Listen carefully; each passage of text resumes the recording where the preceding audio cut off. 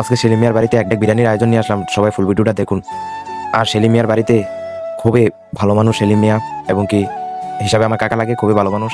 আপনারা ফুল ভিডিওটা দেখুন। আর আজকের এটার উদ্যোগ হলো বাউন্ডারির উপলক্ষে বিরিয়ানির আইটেম।